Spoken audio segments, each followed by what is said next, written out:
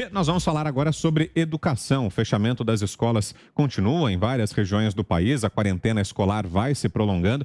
E para falarmos sobre isso, temos dois convidados a partir de agora aqui em Os Pingos nos Is. A Lana Romani, que é a fundadora do movimento Escolas Abertas, e também o advogado Kleber Luiz Anquim, conosco aqui também.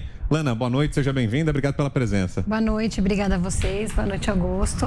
Obrigada pelo convite da gente aqui. Nós que agradecemos, doutor Kleber também. Boa noite, Vitor, boa noite, Augusto. Vou fazer uma primeira pergunta aqui para a Lana e na sequência quero ouvi-lo também, doutor Kleber. O que muda na prática com esse decreto de essencialidade, Lana, que foi baixado aqui em São Paulo pelo governador João Dória, em outras regiões também, há governantes que agora já começam a classificar a educação finalmente como um serviço essencial. Isso tem facilitado o funcionamento das escolas ou ainda não é suficiente? O que muda? Sim, isso é fundamental, né? Isso era um decreto que já deveria ter sido feito lá atrás. Na verdade, é um decreto que deveria ter entrado no governo federal no início da pandemia, uma vez que a educação ela é essencial de forma presencial. E o que muda? Muda que agora é importante lembrar que as prefeituras elas só podem gerir o seu município naquilo que é não essencial. Né? Então, hoje, nenhum prefeito dentro do estado de São Paulo pode fechar escolas porque ele colocou um decreto. Simplesmente, a gente tem que seguir o estado de São Paulo, que já decretou que mesmo na fase emergencial, as escolas permanecem abertas com até 35%. Doutor. A gente trabalhou bastante para conseguir com que o governo fizesse essa iniciativa. Preencheu-se uma lacuna, né? A essencialidade das aulas presenciais é uma coisa que parece ser óbvia, mas não tinha sido colocada em nenhuma norma até então. E isso faz com que o Estado agora seja o gestor da política pública, né? Porque o acesso presencial à educação é uma questão pedagógica. E uma questão pedagógica não é de interesse exclusivo do município. Então, o município não pode agora, da sua cabeça, simplesmente fechar uma escola. Como não poderia, por exemplo, impedir a atividade agrícola, né? Do agronegócio, que foi considerado atividade essencial, nenhum prefeito poderia impedir que se trabalhasse na zona rural. Exato, ou uma atividade logística, por exemplo. Mas a minha pergunta é a seguinte, é mencionado no decreto, parece que não é mencionada a expressão aula presencial, né? Mas esse é um ponto importante. Esse é um ponto porque importante. eu li como esperteza, né? Não mencionar isso aí. Esse é um ponto importante. Na verdade, esse decreto agora do fim de semana, ele altera um decreto anterior que cuida rigorosamente das aulas presenciais. Ah, tá. Então, na verdade, ele não é um decreto solto. Ele é um decreto que vem incluir um artigo, que é o artigo 1A, no decreto anterior, que tratava especificamente do retorno presencial. Perfeito. Então, isso não é uma discussão, vamos dizer assim, não tem teoria, né? Simplesmente agora as aulas presenciais passaram a ser essenciais aqui no estado de São Paulo. Perfeito. A única forma de um prefeito reagir a isso é ele decretar no seu território que as aulas presenciais não são essenciais. Ele, eventualmente, da cabeça dele pode fazer esse decreto. A questão é, esse decreto tem sustentação jurídica? O que a gente tem explicado é que não. Por quê? Porque como o acesso à educação presencial não é algo de exclusivo interesse local, como é um bar, né? Um bar é uma questão de exclusivo interesse local, um buffet é de exclusivo interesse local. As aulas presenciais não são. As aulas presenciais, como todo o sistema de educação brasileiro, começam com uma regulação na Constituição Federal, existe a lei nacional, a lei de diretrizes e bases, que era uma lei nacional, uma lei federal, existe os planos estaduais de educação e os planos municipais de educação. Então é um sistema todo complexo, que não dá a um município o poder de decidir como se vai aprender no Brasil. Se ele adotar o programa multiplicação de analfabeto. Alguma coisa como essa. Então, como não é uma questão de interesse estritamente local, o município não tem essa força absoluta de fazer o que ele quer. Então, ele pode fazer esse decreto, supostamente pode, dizendo, aqui no meu território não é essencial, pode, mas esse decreto, na nossa visão, não tem sustentação jurídica. E com consequências muito ruins, viu, Augusto? Porque, por exemplo, como é que você vai justificar a vacinação prioritária de um professor no município que decreta que as aulas presenciais não são essenciais? São outros problemas que um prefeito desse teria que enfrentar. Exatamente. José Maria Trindade, a sua pergunta, Zé? Pois é, eu queria fazer a mesma pergunta para os dois. Eu tenho dito de que durante essa pandemia a gente aprendeu assim que um novo normal apareceu, comida delivery de uma forma muito mais rápida, E, enfim, trabalho em casa, mas eu estou sentindo que, principalmente nas séries iniciais, a escola não funcionou remota, quer dizer, não houve uma troca, e muita gente achou que isso poderia acontecer, de aula presencial da aula remota. Eu estou falando besteira ou é isso mesmo? Está comprovado que a escola, pelo menos nas séries iniciais, tem que ser presencial? Não, você não está falando nenhuma besteira, né? A verdade é que em nenhuma série, seja ela inicial ou até no ensino médio, a aula online substitui a presencial, jamais. O que acontece é que no ensino infantil e até a alfabetização são anos no qual as crianças não conseguem realmente aprender no online. E você também não recupera esse ano perdido. Por isso é tão importante que as aulas presenciais voltem com urgência, né? E porque isso, os danos que causam a falta de aulas presenciais são muito maiores para a saúde das crianças e adolescentes do que a própria pandemia. Porque a ciência já comprovou que as escolas com protocolos são seguras e que crianças e adolescentes não são vetores de transmissão, né? Se seguirem os protocolos. Tem risco? Sim, tem risco, né? Mas o risco é 30, 40 vezes menor dentro das escolas. Então, a gente tem que lembrar que a gente está, sim, numa pandemia, que o nosso comportamento social muda, obviamente, como a gente tem que estar, né, na sociedade, mas cumprindo os protocolos dentro da escola, é importantíssimo frequentar as escolas para que as crianças e adolescentes possam ter um futuro melhor garantido. Quer completar, Kleber? Completar isso é uma coisa que a gente tem dito, comparando com a guerra, por exemplo, Zé Maria. Se nós pegarmos os piores momentos da Segunda Guerra Mundial em Londres, em 1940, quando a Força Aérea Alemã ela sistematicamente bombardeava Londres, as escolas ficaram abertas. E lá não tinha nenhum indício de que a escola era mais segura que a casa, porque era bomba para todo lado. E aqui nós temos indícios de que a escola é mais segura. Então, não parece haver uma justificativa para que elas continuem fechadas.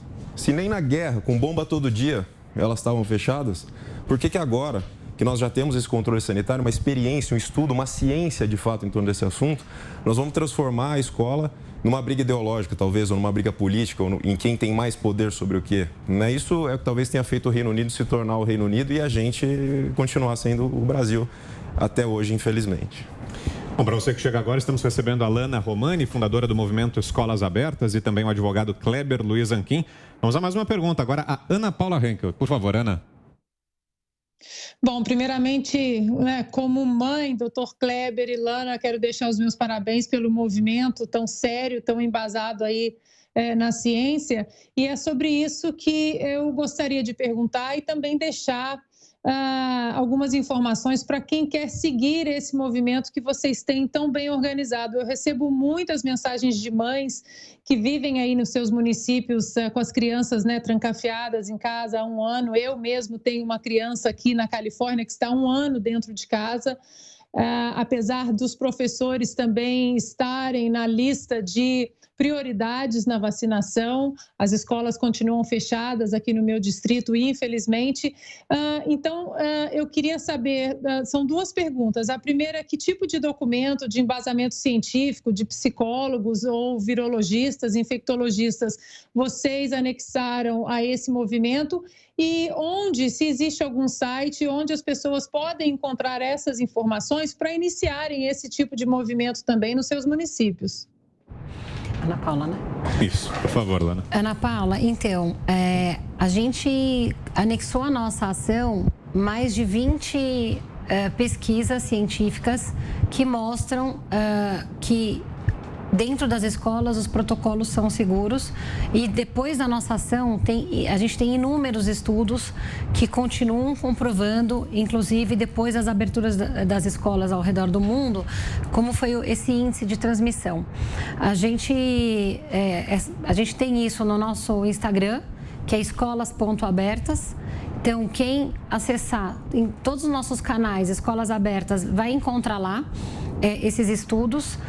A gente também tem hoje esse movimento em mais de 130 municípios do Brasil. Então, as cidades entram em contato com a gente já disponibiliza o kit inteiro, que vai desde o material de comunicação, a ação, a defesa jurídica, embasamento científico, a estratégia e tudo mais. A gente se reúne com esses movimentos semanalmente.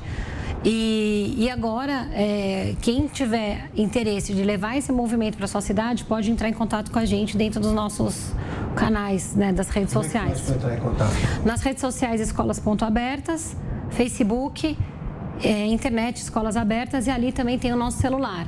Então, sigam a gente e a gente manda tudo para vocês. É importante a gente lembrar que esse decreto, ele vale para o estado de São Paulo inteiro.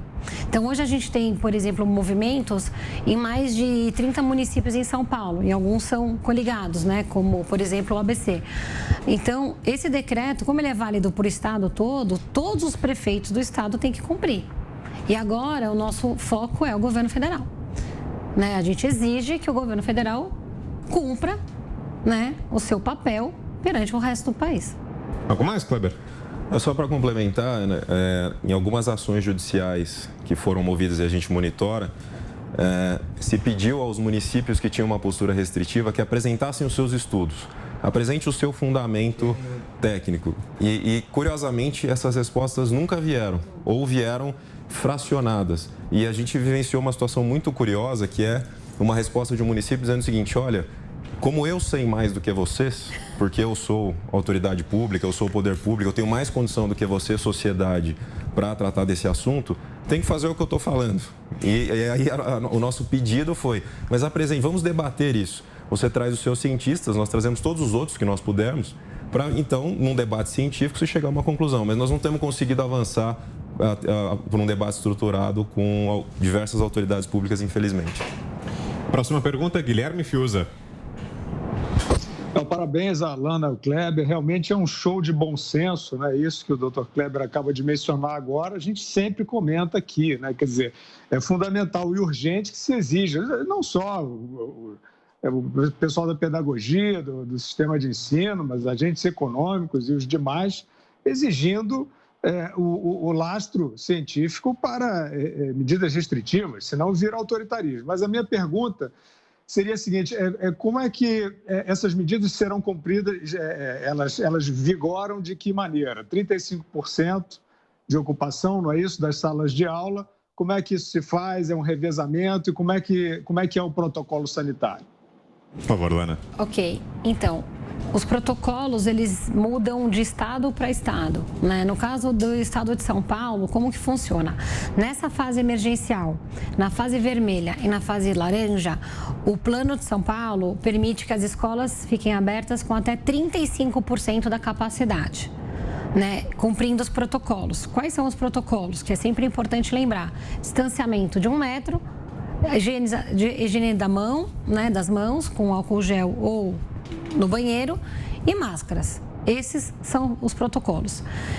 Já mudando de fase para a fase amarela, a gente vai para 70% de capacidade no estado de São Paulo. E na fase verde, a gente chega a 100% de capacidade. Então, esse é o panorama, o protocolo, exatamente. Né? Diga, Kleber.